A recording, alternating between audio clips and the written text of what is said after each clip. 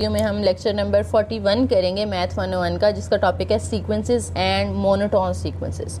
तो lecture start करने से पहले आपको बताती चलूँ यहाँ पे कि आपको मेरे चैनल पे मैथ 101 का जो पास्ट पेपर है सॉल्व, उसकी 3 वीडियोस हैं मेरे चैनल पे, वो आपको मिल जाएंगी। तो पास्ट पेपर आपने फाइनल टर्म के लाजमी देख के जाने हैं पेपर देने जाने से पहले, ताकि आपकी एक दफ़ा से ना सारे कॉन्सेप्ट्स की रिवीजन हो जाए और आपको पता भी चल जाए कि पेपर किस तरह का आता है। तो इंशाल्लाह वो काफ़ी हेल्प करेगी वीडियो आपको, ठीक है। 2 मैंने ऑब्जेक्टिव की वीडियोस बनाई हैं और एक सब्जेक्टिव पार्ट के लिए, तो उसको लाजमी देख लीजिएगा आप लोग। लिंक मैं इस वीडियो के एंड पे अटैच कर दूँगी।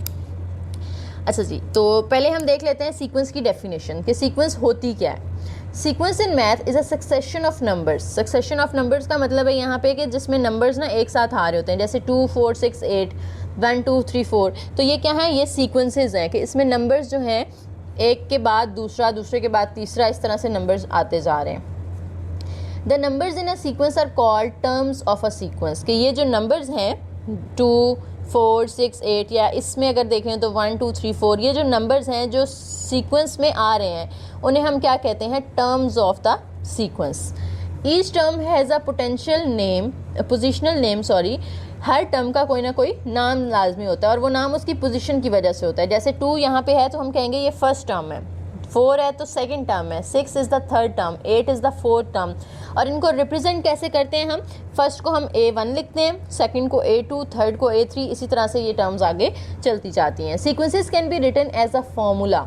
सीक्वेंस को हम फॉर्मूला के तौर पर लिख सकते हैं। जैसे देखिए यहाँ पे 2 4 6 8 और ये आगे चलती जा रही है सीरीज़।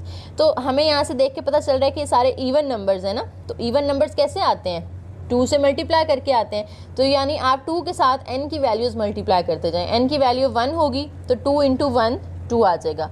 n की वैल्यू 2 होगी तो 2 2s are 4 आ जाएगा। n की वैल्यू 3 पुट करेंगे तो 3 2s are 6 आ जाएगा। इसी तरह से n की वैल्यू 4 पुट करें तो 4 2s are 8 आ जाएगा। और ये कहीं भी स्टॉप नहीं हो रही सीरीज़, यानी ये इन्फिनिटी तक जा रही हैं।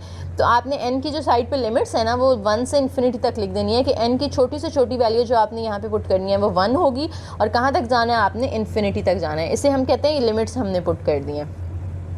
इसी तरह से अगर आपके पास लिखा हुआ है A1 A2 A3 और ये सीरीज़ चलती जा रही है, सीक्वेंस चलती जा रही है, तो इसको हम देखें जो A है वो तो फिक्स है ना, तो वो आपने वैसे ही लिख देना है। चेंज क्या हो रहा है, 1 2 3, तो उसकी जगह आपने n लिख देना है कि n की वैल्यू चेंज हो रही है ना। तो n कहाँ से है, 1 से स्टार्ट हो रहा है और इन्फिनिटी तक जा रहा है।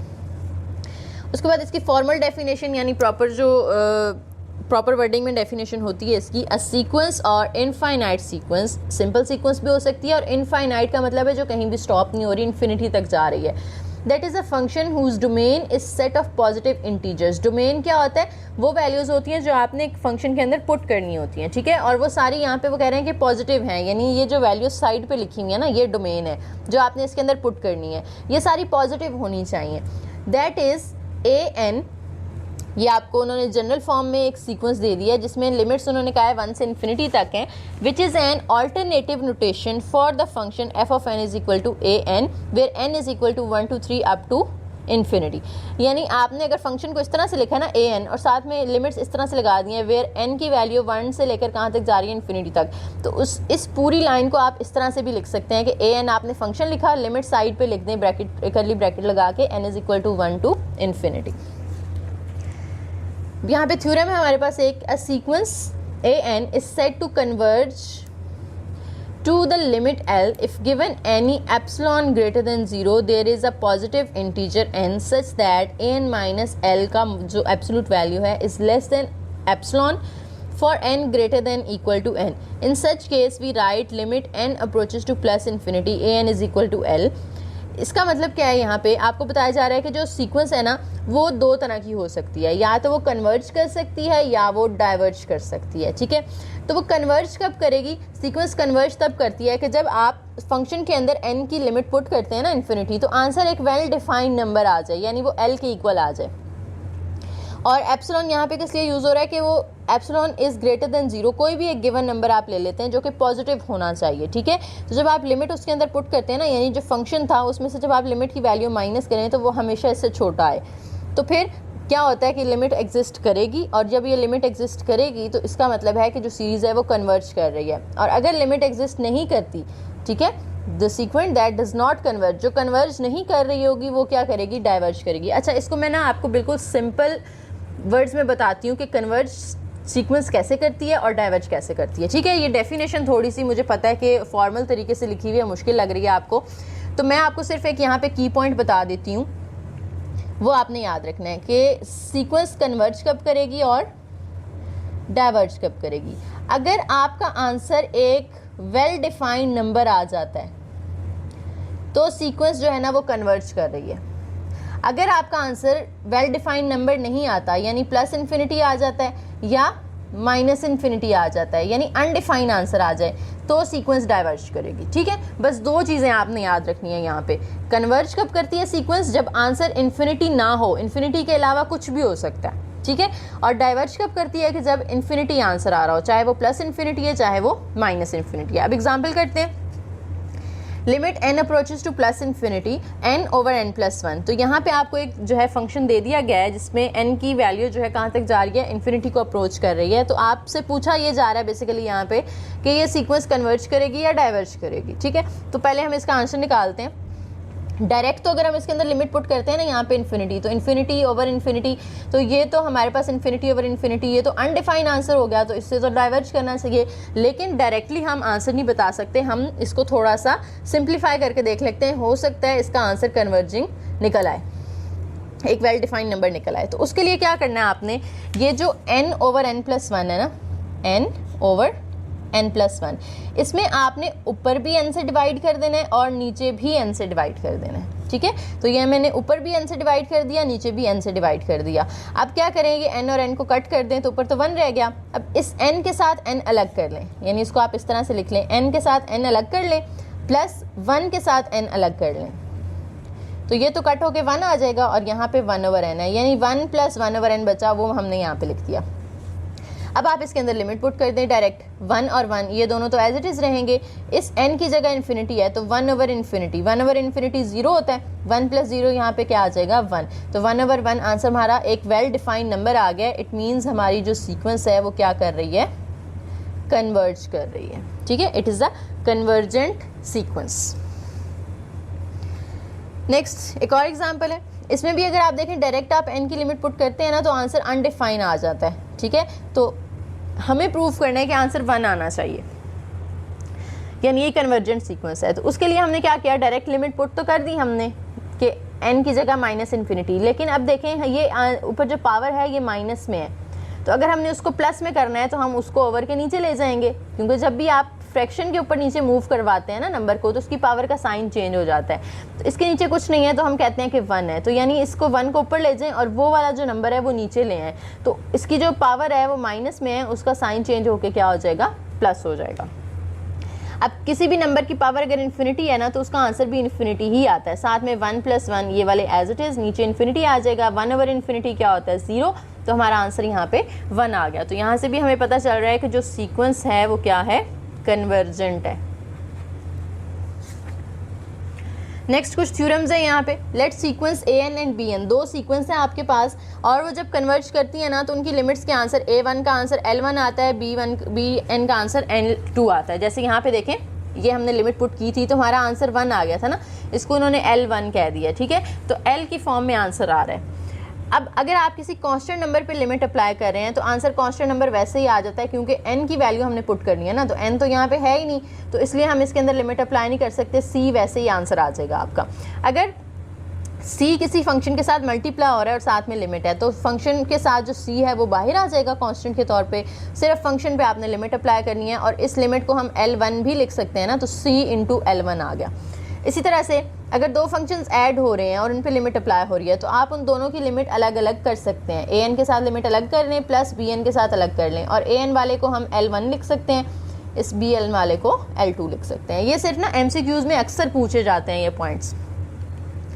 उसके बाद अगर फंक्शंस माइनस हो रहे हैं an माइनस bn, तो यहाँ पे भी आप दोनों की लिमिट्स अलग अलग कर सकते हैं और l1 माइनस l2 लिख सकते हैं। इसी तरह से अगर दोनों मल्टीप्लाई हो रहे हैं तो दोनों के लिमिट्स अलग कर लें और n1 मल्टीप्लाई बाय l2, और अगर दोनों फंक्शंस डिवाइड हो रहे हैं तो लिमिट्स सेपरेट करने के बाद l1 ओवर 2 आप यहाँ पे लिख सकते हैं। अब शर्त यहाँ पे ये आ जाती है कि L2 जो है वो 0 की इक्वल नहीं होना चाहिए, क्योंकि डिनोमिनेटर में तो 0 नहीं आना चाहिए ना, तो ये हमने साथ में मेंशन कर दिया।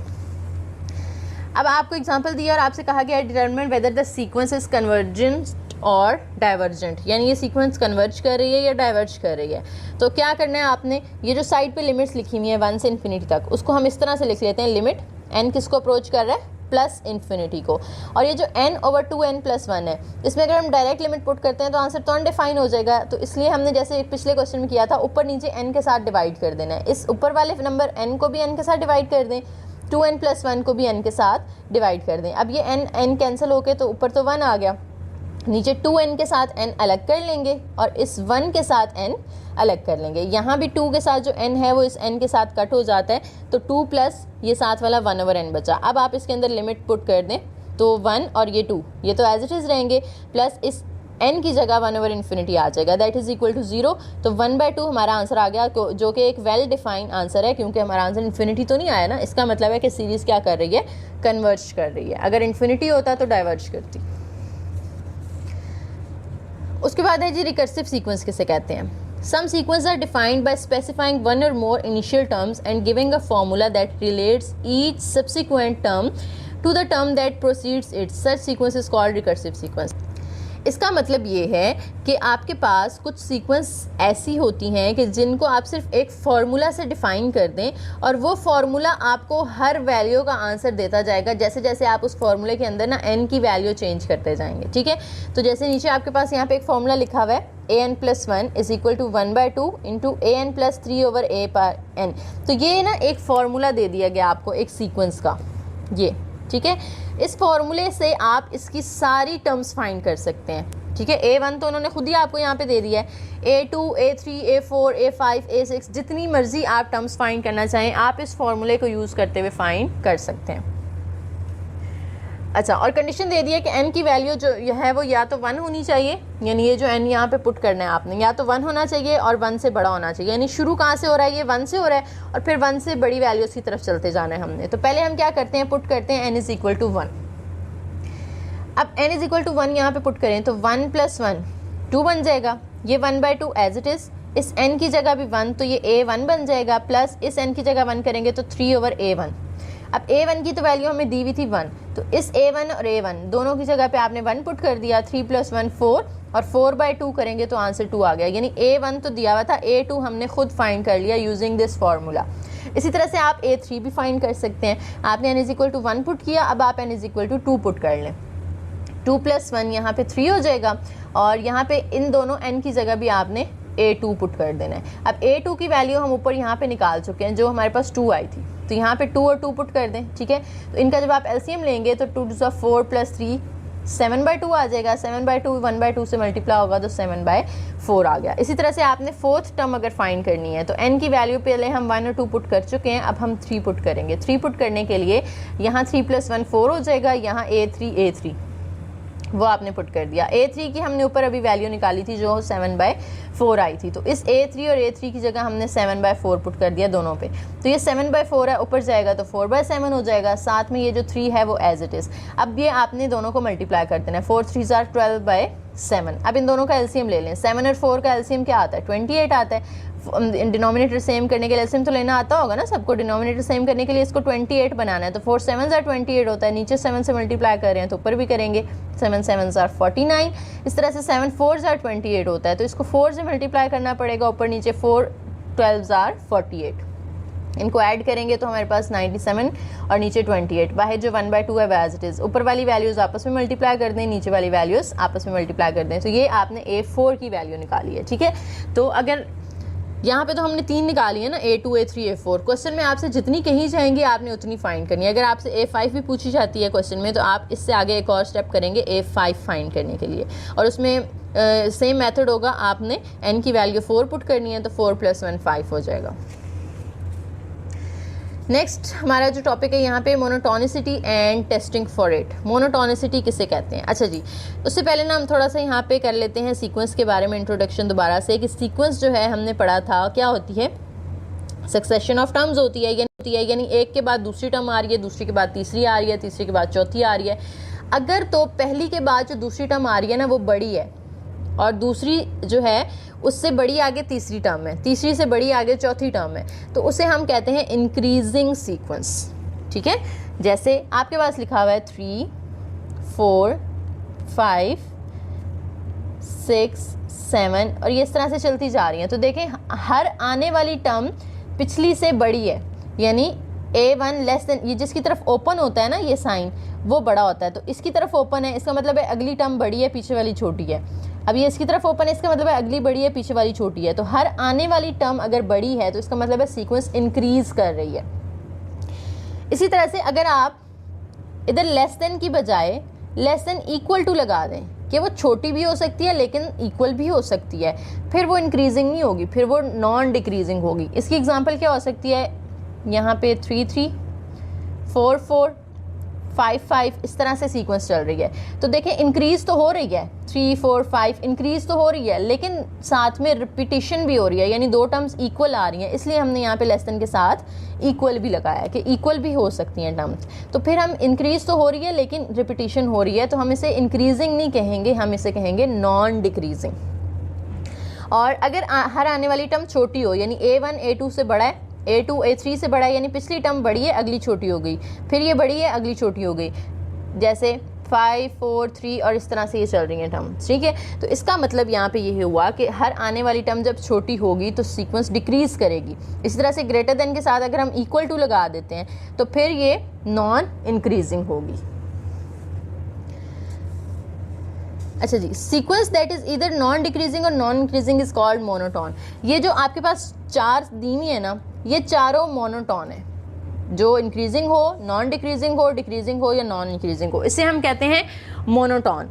लेकिन इनमें से जो इंक्रीजिंग और डिक्रीजिंग वाली है इन्हें हम कहते हैं स्ट्रिक्टली मोनोटोन, यानी जिसके अंदर इक्वल नहीं हो, उसका साइन ना हो, यानी रिपीटिशन ना हो, उसे हम कहते हैं स्ट्रिक्टली मोनोटोन। तो यहाँ से हमें स्ट्रिक्टली मोनोटोन की डेफिनेशन पता चलती है, ऐसी सीक्वेंस जो इंक्रीजिंग हो या डिक्रीजिंग हो उसे हम स्ट्रिक्टली मोनोटोन कहते हैं, और जो इंक्रीजिंग डिक्रीजिंग के साथ नॉन डिक्रीजिंग नॉन इंक्रीजिंग हो उसे हम मोनोटोन कहते हैं। एक और पॉइंट यहाँ पे बड़ा इंपॉर्टेंट है MCQs के लिए, strictly monotone is monotone but not conversely, यानी स्ट्रिक्टली मोनोटोन जो है वो मोनोटोन हो सकती है, लेकिन जो मोनोटोन है वो स्ट्रिक्टली मोनोटोन नहीं हो सकती। ठीक है, स्ट्रिक्टली मोनोटोन कौन सी है, डिक्रीजिंग और इंक्रीजिंग है ना, तो ये जो स्ट्रिक्टली मोनोटोन है ये दोनों मोनोटोन भी तो हैं। ठीक है, लेकिन ये चारों मोनोटोन है, तो ये चारों स्ट्रिक्टली मोनोटोन तो नहीं है, इसलिए हम कह सकते हैं कि ये सारी मोनोटोन तो हैं, लेकिन हम मोनोटोन को स्ट्रिक्टली मोनोटोन नहीं कह सकते।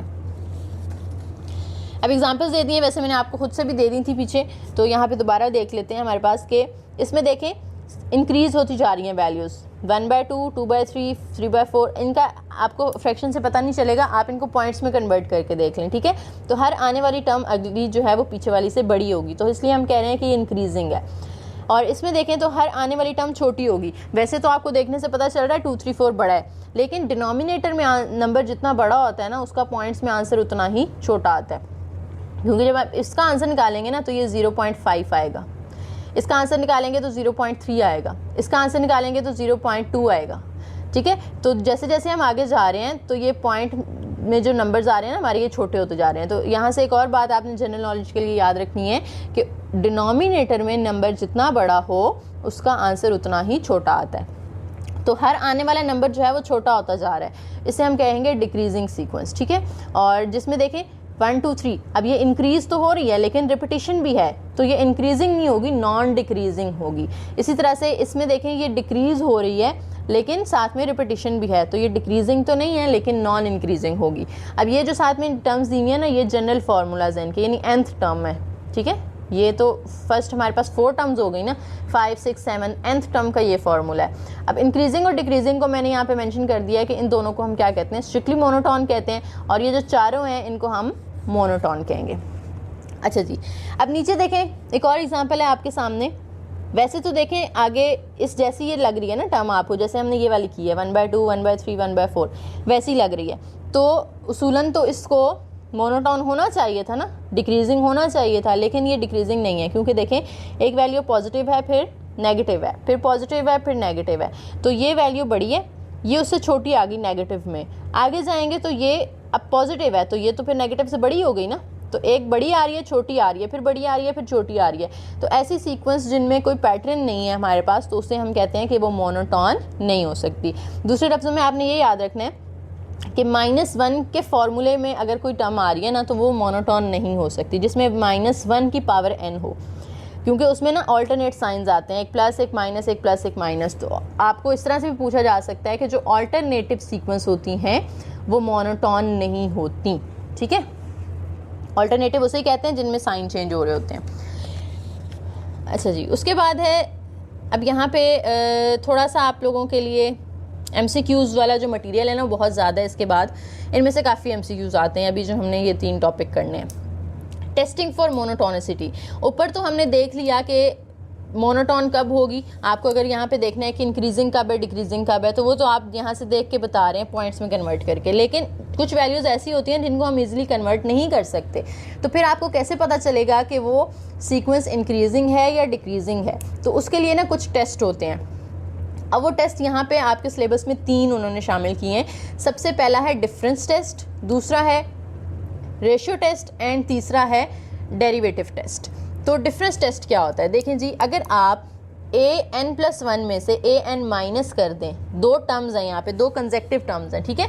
जैसे आपके पास है ना 1 2 3 और इस तरह से ये चलता जा रहा है। तो अगर आप ये 2 और इसको an कह देते हैं, तो उससे आगे वाली जो होगी ना वो an+1 होगी, ठीक है। या आप 1 को अगर an कहते हैं तो उससे आगे वाली 2 जो है वो an+1 होगी। यानी आपने कोई सी भी 2 साथ साथ वाली टर्म्स, कंसेक्यूटिव टर्म्स ले लेनी है, ठीक है। कंसेक्यूटिव वो होती हैं जो साथ साथ होती हैं। तो कोई सी भी 2 कंसेक्यूटिव टर्म्स ले लें और सेकंड में से अगर आप फर्स्ट वाली को माइनस करते हैं, सेकंड में से फर्स्ट वाली को माइनस करते हैं और आंसर आपका 0 से बड़ा आता है, इट मीन्स आपकी सीक्वेंस इंक्रीजिंग है। अगर आपका आंसर 0 से छोटा आता है यानी नेगेटिव आ जाता है, तो आपकी सीक्वेंस डिक्रीजिंग होगी।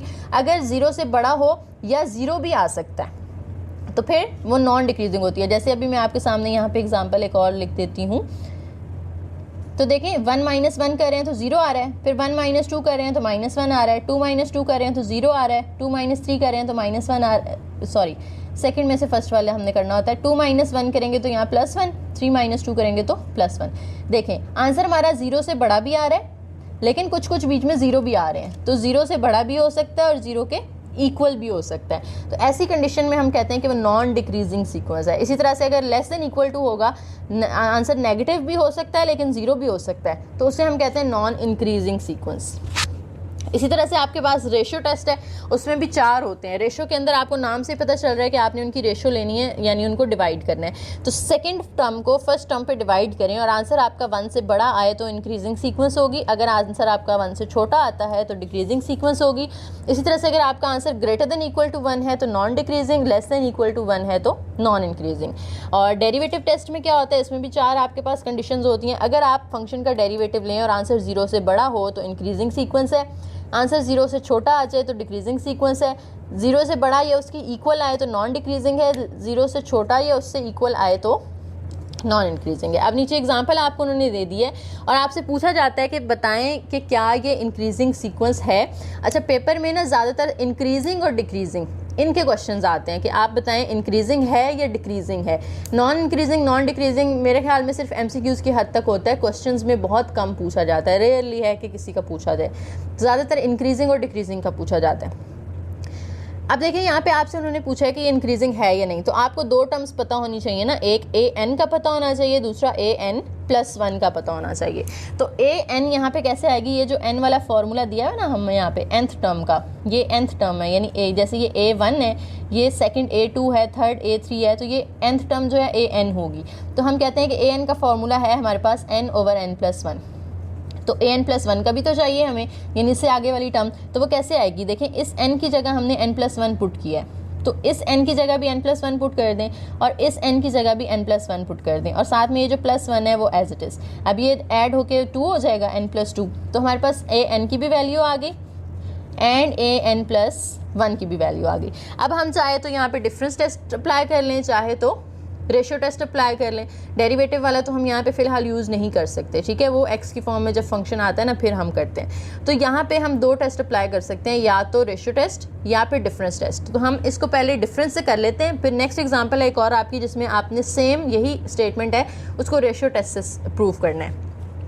तो डिफरेंस टेस्ट के अंदर हमने क्या पढ़ा था, an+1 में से आपने an को माइनस करना होता है। तो an+1 हमारे पास है n+1 ओवर n+2, माइनस कर दें इसमें से n ओवर n+1। अब दो फ्रैक्शंस जब माइनस हो रही हो या प्लस हो रही हो तो हम उनका एलसीएम लेते हैं। तो एलसीएम इसका आ जाएगा n+1 और n+2, क्योंकि नीचे दो डिफरेंट डिनोमिनेटर है ना तो दोनों आ जाएंगे।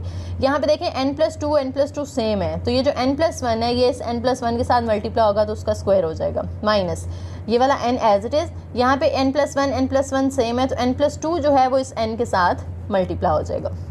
होल स्क्वायर का फॉर्मूला ओपन कर दें, a² n² plus 2ab, 2 into 1 into n तो वो 2n हो जाएगा, प्लस b² यानी 1 का स्क्वायर तो वो 1 होता है, माइनस ये n से मल्टीप्लाई होगा तो n का square, minus plus minus n2 से मल्टीप्लाई होगा तो 2n। यहाँ पे n² से कैंसिल होकर ख़त्म हो जाएगा, 2n प्लस का माइनस 2n से कैंसिल हो जाएगा, तो ऊपर सिर्फ 1 बचा हमारे पास, नीचे x+1 x+2। तो अब यहाँ पे आप देखें कि कोई भी आंसर हमारा नेगेटिव नहीं आ रहा, तो हम कहते हैं कि हमारे सारे आंसर्स पॉजिटिव हैं, इसका मतलब है आंसर 0 से बड़ा आ रहा है।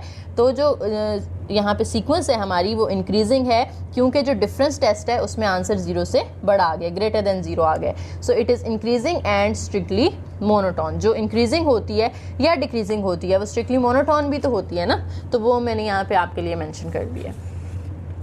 अब ये पीछे वाला सेम क्वेश्चन है लेकिन हमने इसे रेशियो टेस्ट से सॉल्व करना है। तो an हमने जैसे लिखा था और an+1 जैसे लिखा था वो तो सेम है, ठीक है, मैं दोबारा यहाँ पे एक्सप्लेन नहीं करूँगी, अगर समझ नहीं आई तो थोड़ा सा वीडियो को रिवर्स करके देख लें। अब आपने रेशियो टेस्ट में करना है तो सेकंड टर्म ऊपर आती है, फर्स्ट टर्म नीचे आती है, तो second term over first term equal.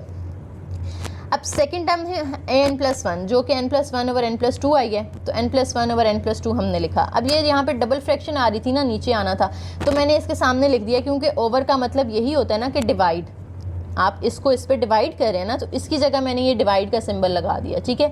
an की वैल्यू पुट कर दी क्योंकि इसके साथ डिवाइड हो रही है an की वैल्यू, तो an की वैल्यू ये है हमारे पास, वो हमने डिवाइड कर दी। डिवाइड को मल्टीप्लाई करेंगे तो इसका रेसिप्रोकल आ जाएगा, n ओवर n+1 को आप n+1 ओवर n में कन्वर्ट कर देंगे। अब यहाँ पे कोई भी कटिंग नहीं हो रही हमारे पास, ठीक है, तो हम इनको मल्टीप्लाई कर लेते हैं। n+1 से मल्टीप्लाई होगा तो उसका होल स्क्वायर आ जाएगा, और होल स्क्वायर का फॉर्मूला मैंने ओपन करके लिख दिया, a² plus b² plus 2ab। नीचे n इसके साथ मल्टीप्लाई होगा तो n² प्लस 2n आ जाएगा। इसको अगर आप अरेंज कर लेना, n² फिर 2n फिर 1, नीचे भी n² प्लस 2n है, तो देखें ऊपर वाली वैल्यू बड़ी आ रही है, नीचे वाली वैल्यू छोटी है। कैसे पता चल रहा है, क्योंकि इतना पार्ट तो सेम है दोनों में, लेकिन ये 1 से एक्सीड कर रही है। 1 से एक्सीड करने का मतलब है कि एक नंबर ज़्यादा है, तो अगर ऊपर वैल्यू बड़ी हो और नीचे वैल्यू छोटी हो तो आंसर जो है ना वो 1 पॉइंट समथिंग आता है, ठीक है, यानी 1 से बड़ा आता है। इसी तरह से अगर ऊपर कोई और वैल्यू है, जैसे अगर हमारे पास 20/9 है तो वो 2 पॉइंट समथिंग आएगा, यानी अगर ऊपर वैल्यू बड़ी है तो आंसर 1 से बड़ा ही आएगा, ठीक है। लेकिन अगर ऊपर वैल्यू छोटी आ जाती है और नीचे बड़ी आ जाती है तो फिर आंसर हमारा जो है ना वो 0 से शुरू होता है, यानी 1 से छोटा होता है। तो अब यहाँ पे ऊपर वैल्यू बड़ी है, 1 से एक्सीड कर रही है ना, इसका मतलब ऊपर वाली टर्म बड़ी है। तो जब ऊपर वाली टर्म बड़ी हो तो हमारा आंसर हमेशा 1 से ग्रेटर ही होता है। इसका मतलब है जब ग्रेटर देन 1 आ गई रेशो तो जो सीक्वेंस है वो क्या होगी, इंक्रीजिंग होगी। उसके बाद आ जाता है eventually monotonic sequence. Eventually monotonic sequence क्या होती है कि आपके पास कोई कंडीशन हो ऐसी, जिस कंडीशन में आपने उसको ना इंक्रीजिंग या डिक्रीजिंग प्रूव करना है।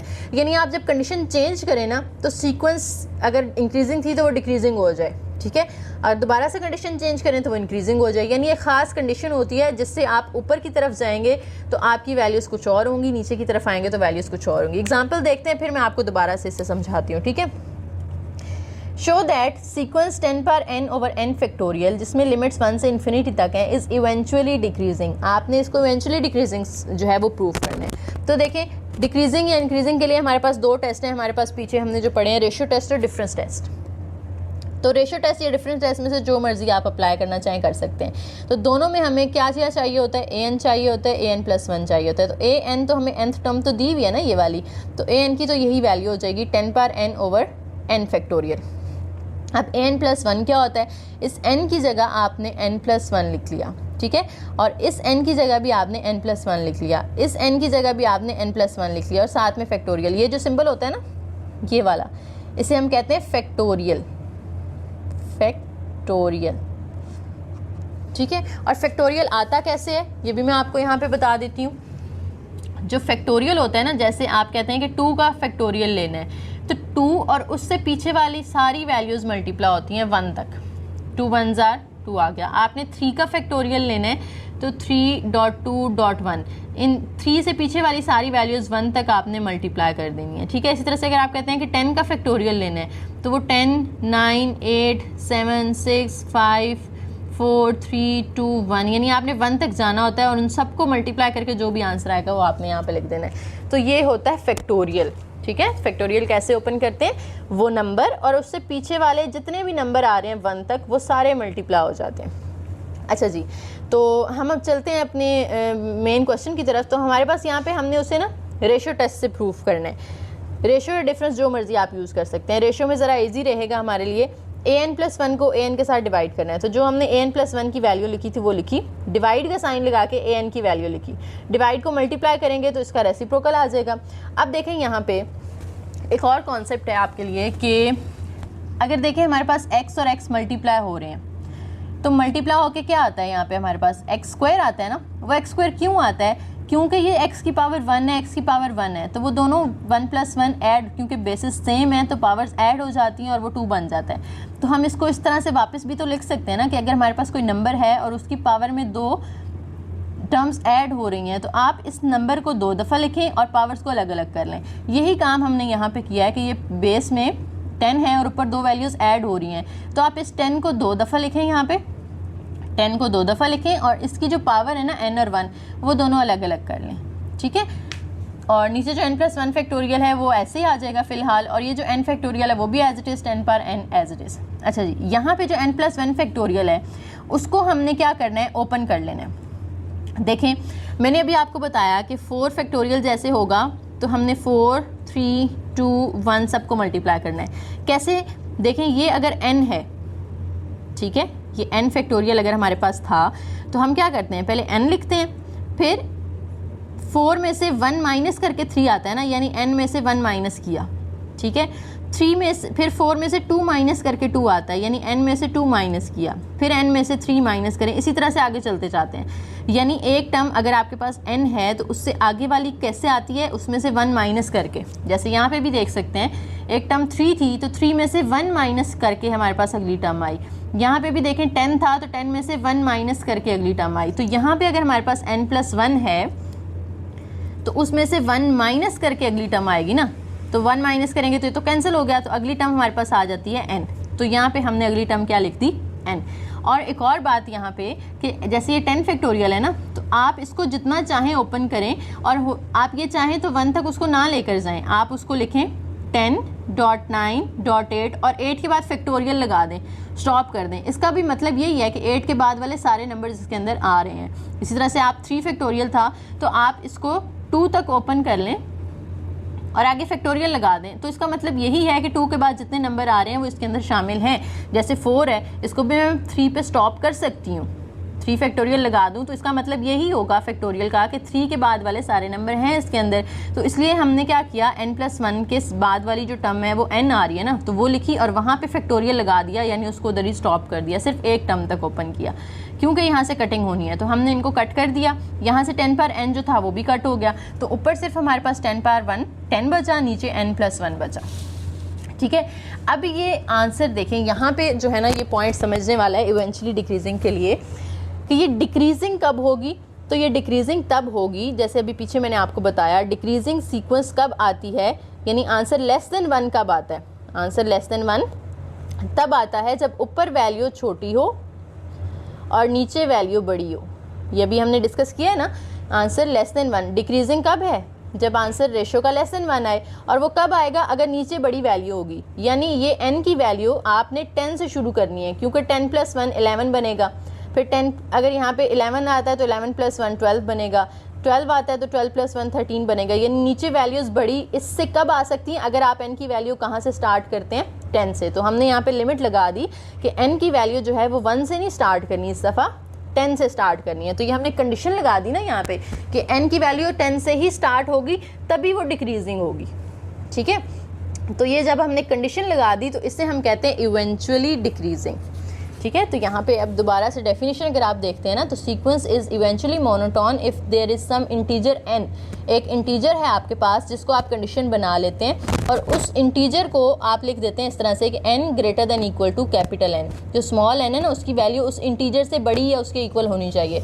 तो हमारी कंडीशन में इंटीजर हमारा 10 है ना, n की वैल्यू हम 10 से बड़ी पुट कर सकते हैं, तो हम लिखेंगे n greater than equal to 10, capital N की जगह आपने 10 लिख दिया, ठीक है।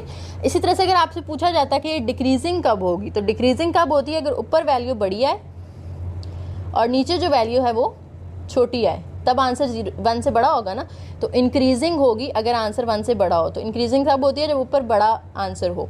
तो 10 ऊपर है तो यानी नीचे 10 से छोटी वैल्यूज़ आनी चाहिए, ठीक है। तो यहाँ पे हम 9 से शुरू करेंगे, 9 या 8 आ सकता है या 7 या 6, क्योंकि जो आप जितनी भी वैल्यूज़ पीछे जाते जाएंगे वो सारी 10 से छोटी ही हैं, तो फिर वो इंक्रीजिंग सीक्वेंस होगी, ठीक है। नेक्स्ट थ्योरम है। अब यहाँ पे आपको उन्होंने बताया है कि इसकी रीडिंग आप लोग कर लीजिएगा, ठीक है। रीडिंग में टाइम नहीं मैं वेस्ट करूँगी। तो आपको बस उन्होंने यहाँ पे बताया कि एक सीक्वेंस इस तरह की आ रही है आपके पास जिसमें लेस देन इक्वल टू, यानी आपके पास अगली सारी टर्म्स छोटी आ रही हैं, सॉरी बड़ी आ रही हैं लेकिन इक्वल लगा बस साथ में, ठीक है। तो ये नॉन डिक्रीजिंग सीक्वेंस होगी। तो यहाँ पे 2 पॉसिबिलिटीज़ हैं। फर्स्ट पॉसिबिलिटी तो ये है कि कोई ना कोई कांस्टेंट m होगा अपर बाउंड के तौर पे। अपर बाउंड का मतलब है कि एक लिमिट, जैसे हमने यहाँ पे लिमिट लगा दी थी ना कि 10 है, 10 लिमिट है हमारी, उससे ऊपर जाएंगे तो वो डिक्रीजिंग हो जाएगी, उससे नीचे आएंगे तो वो इंक्रीजिंग हो जाएगी, ठीक है। तो यहाँ पे भी हमने एक कांस्टेंट जो है m, उसको हम अपर बाउंड अगर कह दें कि उससे ऊपर नहीं आप जा सकते, ठीक है। तो उसके लिए अगर लिमिट एग्जिस्ट करती है तो उस लिमिट को हम सीक्वेंस को कहते हैं कि वो सीक्वेंस क्या कर रही है, कन्वर्ज कर रही है। अगर अपर बाउंड एग्जिस्ट नहीं करता यानी लिमिट एग्जिस्ट नहीं करती, ठीक है, तो फिर हमारा आंसर क्या आ जाता है, अनडिफाइन आ जाता है। और जब आंसर अनडिफाइन हो तो फिर सीक्वेंस क्या करती है, डाइवर्ज करती है। तो 2 ही पॉसिबिलिटीज़ हैं कि सीक्वेंस या तो कन्वर्ज करेगी या डाइवर्ज करेगी। अब ये उन्होंने यहाँ पे जो है सिम्बॉलिकली लिख दिया, लेकिन मैंने आपको इसको आपने सिर्फ MCQs की हद तक याद रखना है। मैंने आपको वैसे एक सिंपल तरीका पीछे बता दिया हुआ है। कन्वर्ज कब करेगी, जब आंसर आपका वेल डिफाइंड नंबर आ रहा हो, और डाइवर्ज कब करेगी, जब आंसर आपका इन्फिनिटी आ रहा हो, ठीक है, प्लस इन्फिनिटी या माइनस इन्फिनिटी। यहाँ पे अब दोबारा से उन्होंने नॉन इंक्रीजिंग के लिए बता दिया। नॉन इंक्रीजिंग सीक्वेंस होगी तब भी आपके लिए 2 पॉसिबिलिटीज़ हैं, या तो उसके अंदर एक कांस्टेंट m यानी लोअर बाउंड होगा, ठीक है। अगर नॉन डिक्रीजिंग हो तो अपर बाउंड होता है, नॉन इंक्रीजिंग हो तो लोअर बाउंड होता है। जैसे अभी 10 मैंने बताया ना आपको, 10 अपर बाउंड कब होगा, यानी 10 मैक्सिमम 10 तक जाना है, उससे ऊपर नहीं जाना अगर वो इंक्रीजिंग सीक्वेंस है, ठीक है। अगर वो डिक्रीजिंग होगी तो हम कह रहे थे कि 10 से बड़ी वैल्यूज़ आनी चाहिए, यानी कम से कम लोअर बाउंड 10 है, 10 से नीचे नहीं आप जा सकते, 10 से ऊपर जाना है। तो ये अपर और लोअर बाउंड का कॉन्सेप्ट है। और दूसरी कंडीशन क्या, इसमें क्या होगा कि अगर लिमिट एग्जिस्ट करती है तो सीक्वेंस कन्वर्ज करेगी। और दूसरी पॉसिबिलिटी क्या है कि अगर उसके अंदर कोई लोअर बाउंड एग्जिस्ट नहीं कर रहा, लिमिट एग्जिस्ट नहीं कर रही, तो आंसर हमारा अनडिफाइन आता है। इसका मतलब है कि जो सीक्वेंस है वो हमारी क्या करेगी, डाइवर्ज करेगी।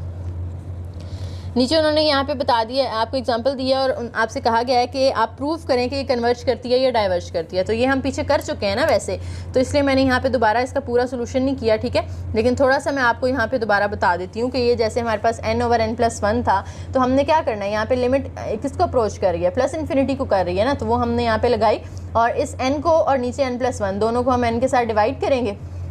तो ये तो कैंसिल होकर यहाँ पे 1 आ जाएगा, नीचे n के साथ n अलग किया तो 1, 1 के साथ n अलग करेंगे तो 1/n, ठीक है। तो लिमिट पुट करने के बाद हमारा आंसर जो है वो 1 आ जाता है। तो आंसर हमारा 1 आ रहा है। इसका मतलब है कि जो हमारी जो सीक्वेंस है वो कन्वर्ज कर रही है, क्योंकि आंसर एक वेल डिफाइंड नंबर है। अनडिफाइन होता, इन्फिनिटी आंसर आता, तो फिर ये डाइवर्ज करती। एक और इम्पॉर्टेंट पॉइंट यहाँ पे आपने याद रखना है कि कन्वर्जेंस और डाइवर्जेंस जो है वो इनिशियल वैल्यू पे डिपेंड नहीं करती, ये किस पे डिपेंड करती है, टेल एंड पे, यानी आखिरी वैल्यू पे डिपेंड करती है, ठीक है। फॉर एग्जांपल हमारी सीक्वेंस ने अगर 1 की तरफ कन्वर्ज करना है, तो देखिए हमारे पास अगर एक नंबर लिखा हुआ है ना 5 4 3 2 और ये इस तरह से आगे चलता जा रहा है, ठीक है। तो हमें क्या करना है, जो इसका टेल एंड है यानी एंड वाली वैल्यू होती है ना, उसे देख के पता चलता है कि क्या ये 1 के करीब जा रही हैं वैल्यूज़। तो यहाँ जी ये 1 के करीब जा रही हैं वैल्यूज़, यानी उसकी तरफ कन्वर्ज हो रही हैं। तो इसको देख के हम बताते हैं एंड वाली वैल्यूज़ को, टेल एंड को देख के कि हमारा आंसर जो है वो उसको अप्रोच कर रहा है हमारी लिमिट को, तो इसका मतलब है कि वो कन्वर्जिंग होगी या डाइवर्जिंग होगी, जो भी उस पर डिपेंड करता है क्वेश्चन पे, ठीक है। तो इनिशियल वैल्यू जो है ना उसका कोई रोल नहीं होता, जो टेल एंड होता है उसको देख के हम अपना रिजल्ट निकालते हैं।